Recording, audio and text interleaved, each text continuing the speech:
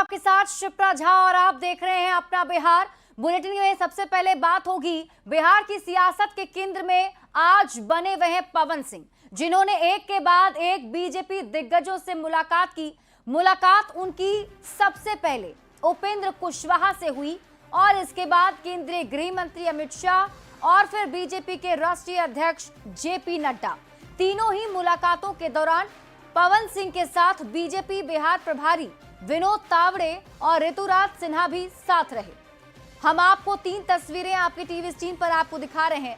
मुलाकात को लेकर बिहार बीजेपी प्रभारी विनोद तावड़े ने कहा कि पवन सिंह बीजेपी में हैं और बीजेपी में ही रहेंगे।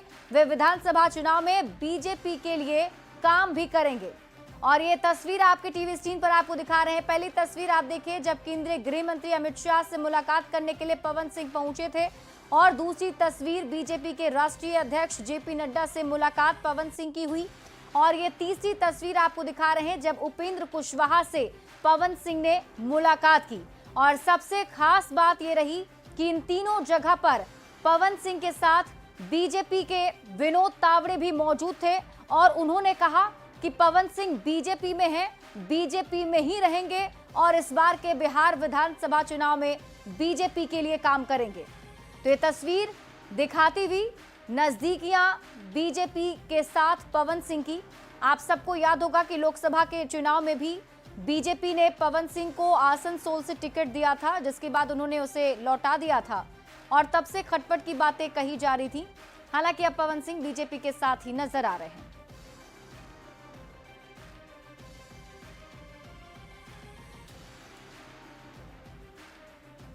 पवन जी क्या कहेंगे आज मुलाकात हुई है गृह मंत्री जी से?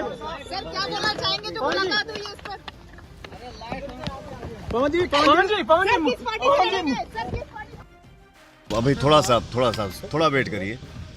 अभी नहीं आपकी मुलाकात हुई। पवन जी क्या रिश्ता है तो बता दीजिए।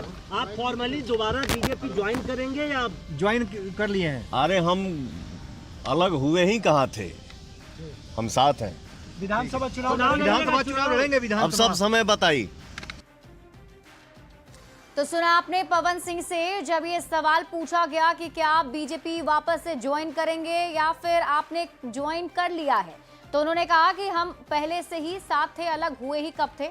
और अब चर्चा ये भी चल रही है कि बिहार विधानसभा के चुनाव में पवन सिंह अपनी किस्मत आजमा सकते हैं और ये भी कहा जा रहा है कि पवन सिंह बिहार के किसी विधानसभा सीट से चुनाव लड़ सकते हैं।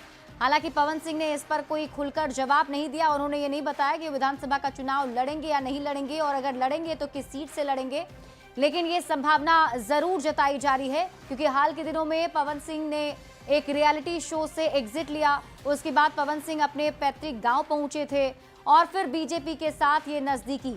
तो ये सब कुछ दर्शा रही है कि पवन सिंह कुछ बड़ा सोच रहे हैं और ऐसी संभावना है कि बिहार विधानसभा का चुनाव लड़ सकते हैं।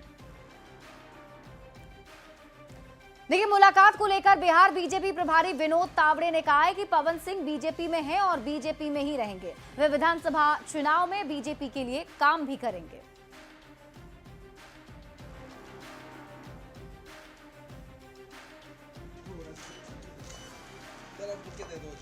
पवन जी बीजेपी में है, बीजेपी में रहेंगे। आदरणीय उपेंद्र कुशवाहा जी ने उनको शुभकामनाएं आशीर्वाद दिया है और आने वाले चुनाव में एनडीए के लिए पवन जी सक्रियता से काम करेंगे बीजेपी के कार्यकर्ता के नाते। उपेंद्र कुशवाहा और पवन सिंह की मुलाकात के बाद एनडीए में हलचल काफी तेज हो गई है। जेडीयू एमएलसी खालिद अनवर ने दोनों की मुलाकात का स्वागत किया है और कहा कि दोनों नेताओं के एक साथ आने से न सिर्फ एनडीए को मजबूती मिलेगी बल्कि शाहाबाद और मगध में इसका बहुत बड़ा असर होगा। वहीं कांग्रेस ने चुटकी लेते हुए निशाना भी साधा है। पवन सिंह एक लोकप्रिय नाम, एक लोकप्रिय कलाकार और निश्चित तौर पर भारतीय जनता पार्टी में उनके आने से पूरे एनडीए को फायदा होगा। शाहाबाद में एनडीए और भी अच्छा परफॉर्मेंस करेगा।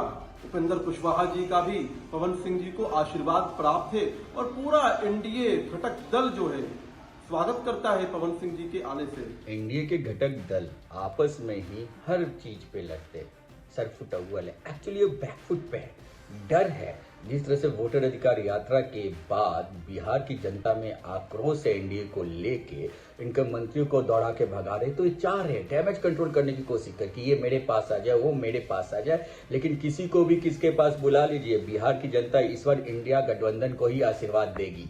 पवन सिंह जी ने अगर उपेंद्र कुशवाहा जी को गले लगाया है, उनके पास गए, उनका आशीर्वाद लिया है, तो ये हमारे नेता नीतीश कुमार के नेतृत्व में जो एनडीए इलेक्शन लड़ रहा है यहाँ पे, वो ये साबित करता है कि अब सारे एनडीए के लोग, चाहे माननीय प्रधानमंत्री के चाहने वाले हों या नीतीश कुमार के चाहने वाले हों, सब एकजुट हो रहे हैं बिहार के विकास के लिए।